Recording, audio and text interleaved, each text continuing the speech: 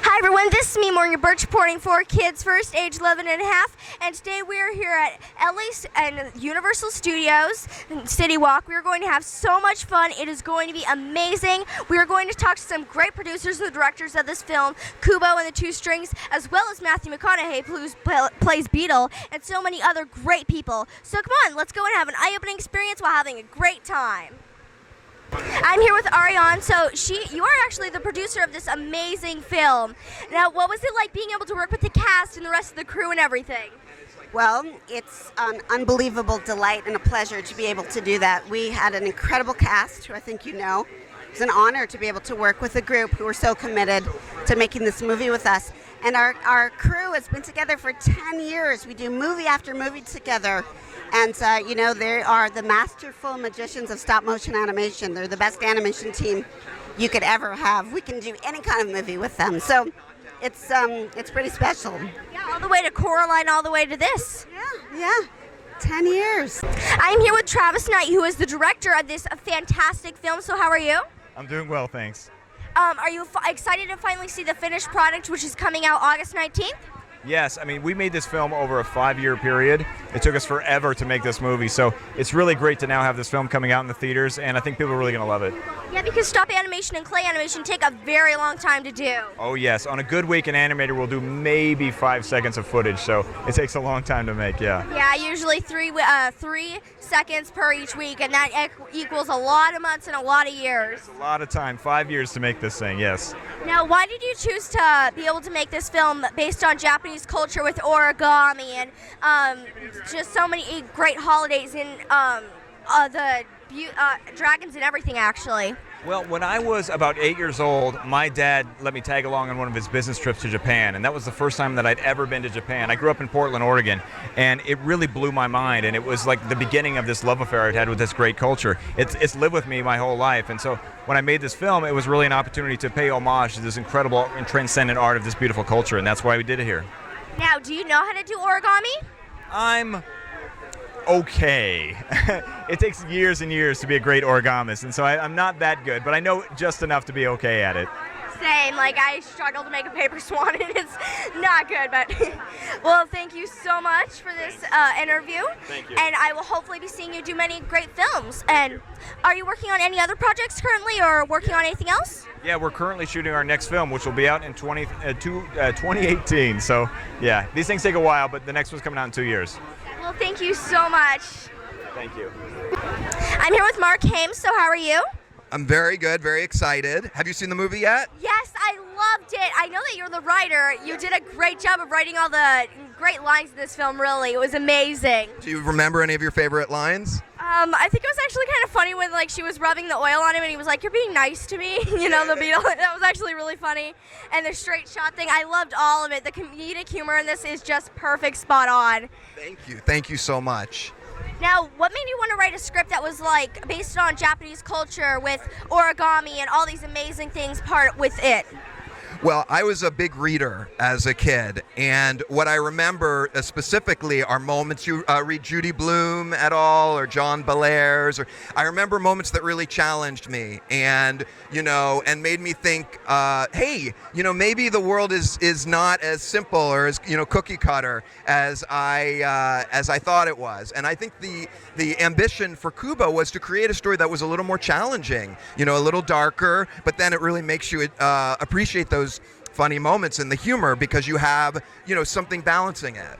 Yeah, because life is just like the story that you just wrote, and it needs to be shown, there needs to be more movies that actually show girl power like Monkey and, need to actually have the real life truth to it. If you like girl power, okay, you have to wait 2 years for this, but my next movie is called Nimona. Do you know the graphic novel Nimona?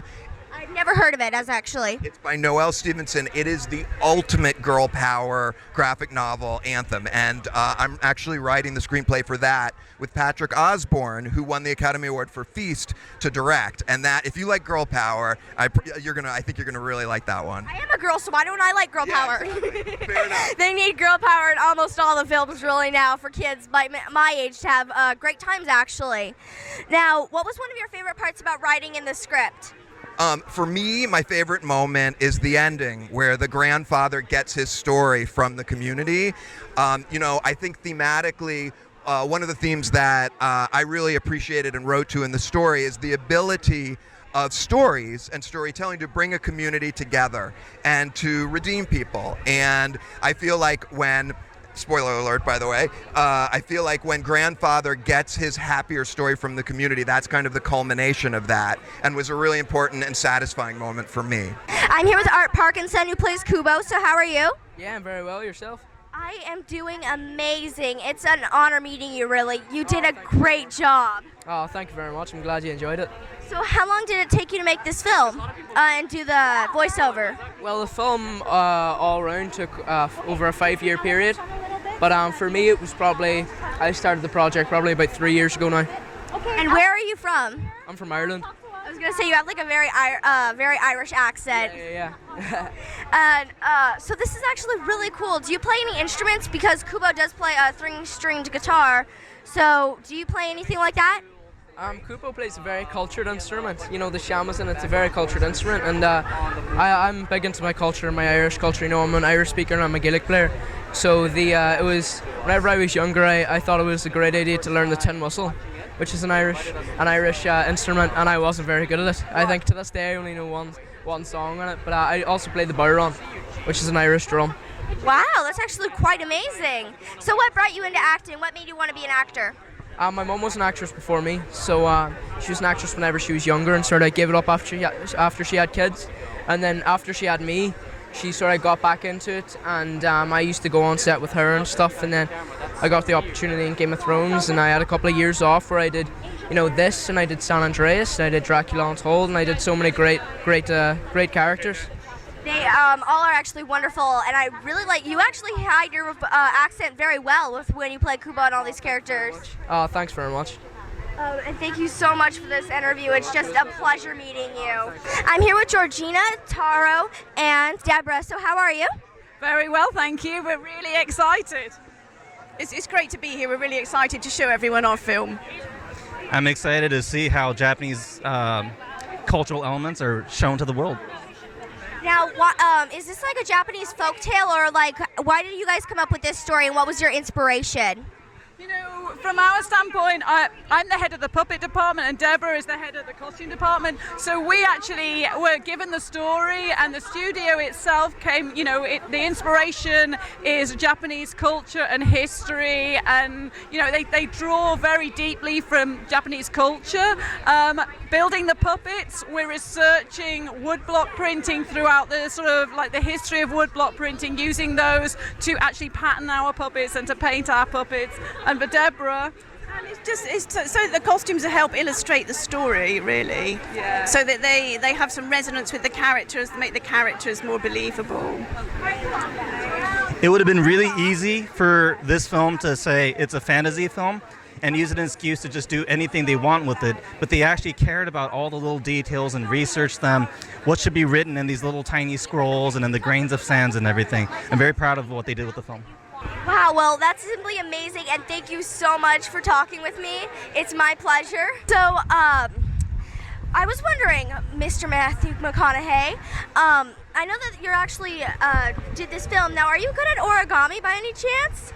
Because origami is the main base in this film. I'm not, but my daughter is. My daughter and her mother, my wife, do some origami. Much better at it than I am. Oh my gosh, that was so much fun. It was an absolute blast. We got to talk to some amazing producers and directors, as well as the one and only Matthew McConaughey, who just got done with the Rio Olympics, and some amazing other people. It was so much fun and absolute a blast. Be sure to check out Kubo and the Two Strings August 19th.